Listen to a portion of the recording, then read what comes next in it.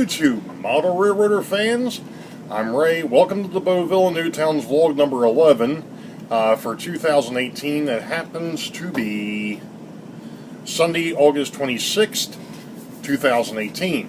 Not a whole lot's been going on. Been working on a couple different things. I was on vacation the end of July, early August. Went down to Ocean City, Maryland for a week with the family. Took the layout planning stuff with me and actually got it drawn out, except for the fact that I haven't actually drawn the track plan yet. But it was a step in the right direction. So that's been done. At least the layout portion of it's been done. So now I've got to go back and actually draw on the track, and I just haven't had a chance to do it. And one of the reasons is, today I went ahead and started on a completely different project that's going to be kind of somewhat related to this one, as we've kind of talked about before. So before we go any farther, we're going to go ahead and roll that footage.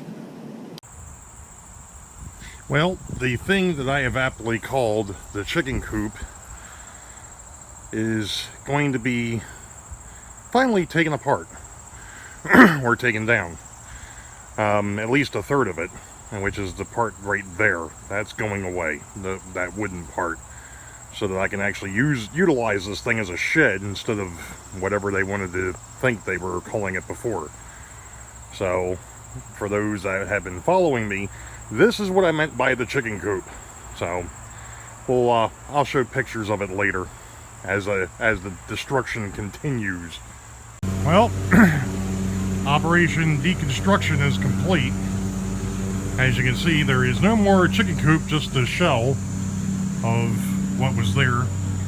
And like I said, I used to call it the chicken coop only because of the fact that there was no way you could really store anything in there, although we did have a couple of small things, and of course we did find a snake and a whole bunch of termites and black ants and all sorts of other things. But this here is what will be the interior of the new shed, or shed number 2, and what we're planning on doing with this is really using it for yard stuff. So, but at least the deconstruction is complete. Now the next thing is the prep and the paint,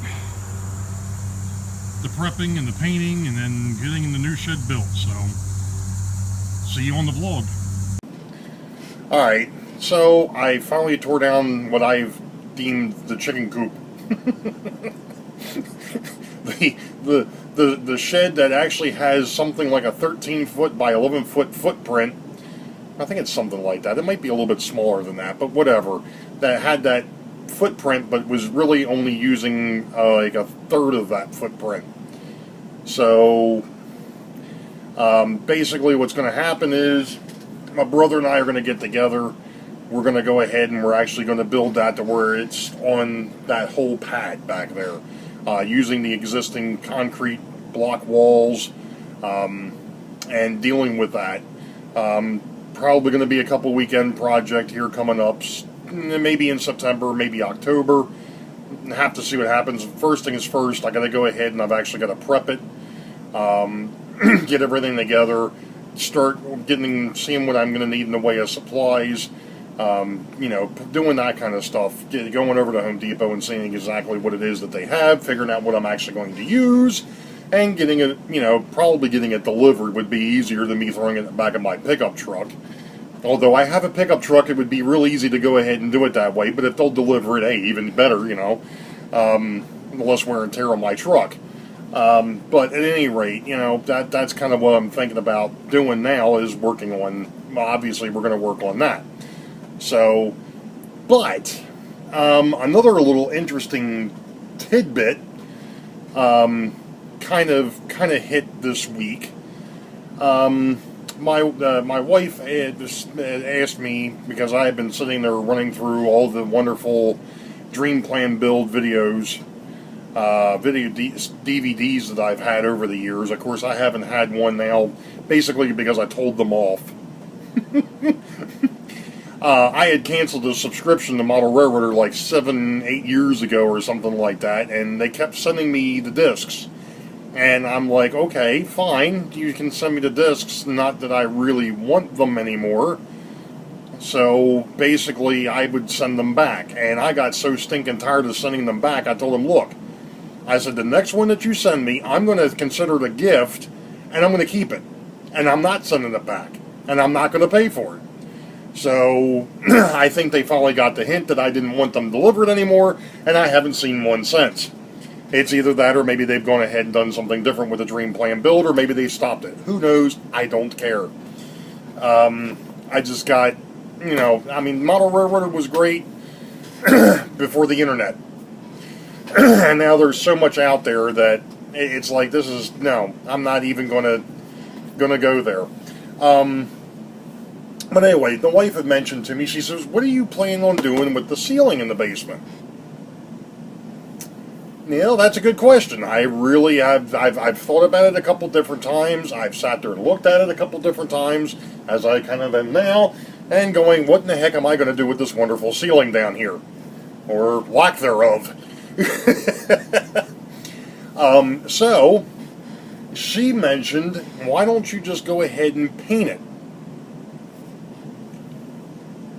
I did that years ago with my grandparents' house because the inspector that came over and looked at the house was like, well, first you have to do something with the walls, and you really ought to do something with the rafters down here. He said, just paint it with the paint. That's not going to hurt anything. He said, it'll help preserve it anyways. He says, the beams are in great shape. He said, just paint it, keep them preserved. I'm like, okay. So we went ahead and bought Behr paint and painted the walls and painted the floor and painted the ceiling. Not in that order, but, painted the walls, the ceiling, and the floor, and, went ahead and sold the place. But, I was thinking, that could be a possibility down here. And, pardon me, a couple different things.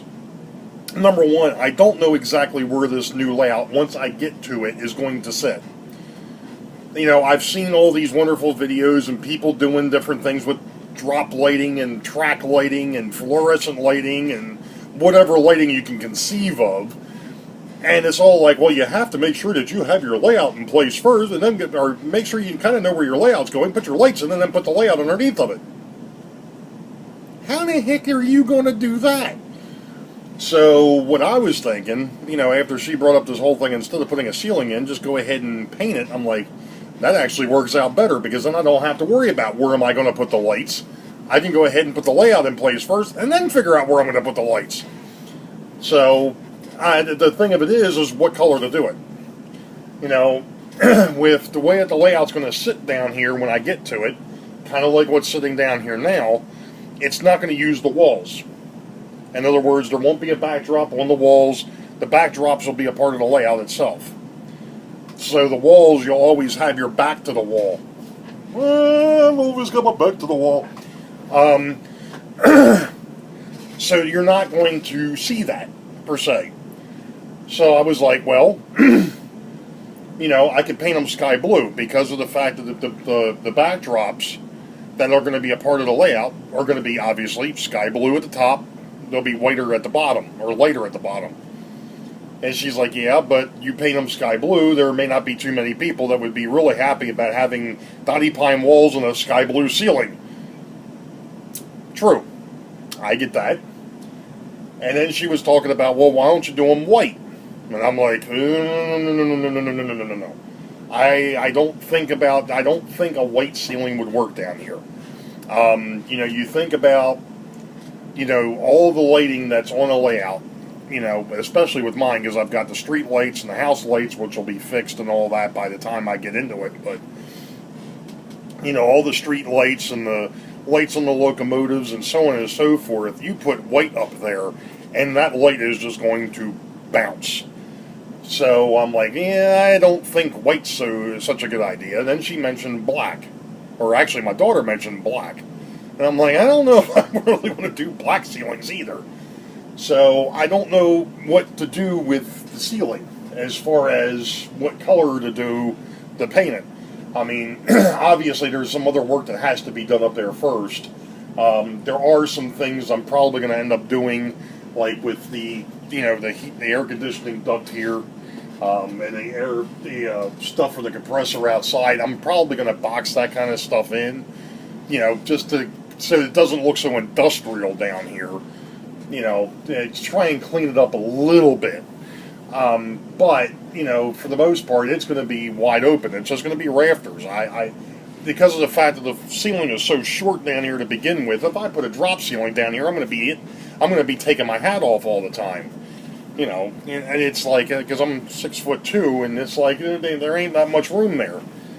And it might be like 6'4" to the ceiling while this thing sticks up, but that's beside the point, isn't it?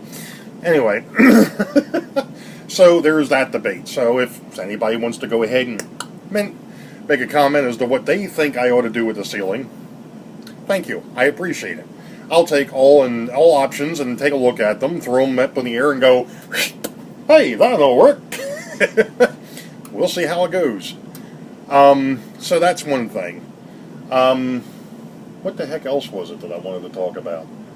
There was something else that I wanted to talk about down here, and now I can't. Oh, yeah, that's what it was. I was talking to, and you'll have to pardon me, I know I'm looking down, and I've got to look at something real quick because I don't have it in my head. Anyway, the other week I was on a conference call with my project manager who happens to live up in New England. Actually up in New Hampshire someplace.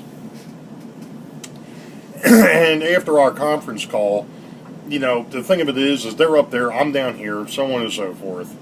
And, it was right around the time I was going on vacation or came back from vacation, and she was like, well, what else do you do?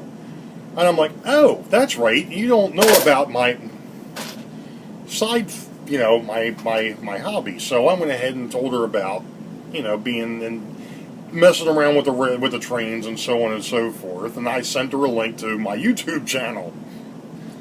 Well, come to find out, she happens to know a fella by the name of Mike Confaloni. I think that's how you spell his last name, or say his last name. He has a railroad called the Allagash Railroad, and he happens to be in charge of Model Railroad Hobbyist magazine, which is now an online mag, if I'm not mistaken. Sorry, my computer just went nuts, and I'm making sure it doesn't go nuts. So she mentioned to me, she says, look, you ever get back up this way, let me know, and I will see if we can't, see if he'll let you come over and take a look at his train. I'm like, that'd be great. I'm always looking for that. So I'm not sure through the community if anybody knows Mike Confaloni or the Allagash Railway, or Model Railroad Hobbyist magazine. They do have a YouTube channel. The magazine does, and that Mike put up there. So check it out. I subscribed to it. I think it was like a week or two ago. And I'll put a link to I'll put a link to that down here for Model Railroad Hobbyist once I get done here. So other than that, I know I'm probably up to 15 minutes, even though this thing, it's not really keeping time, but, well, it is, but I've still got to go ahead and get the other video off the phone. So I'm going to stop babbling on here, and you all know the deal. Wait for the highball, green tracks ahead. We'll catch you all next time. God bless, be safe, see ya.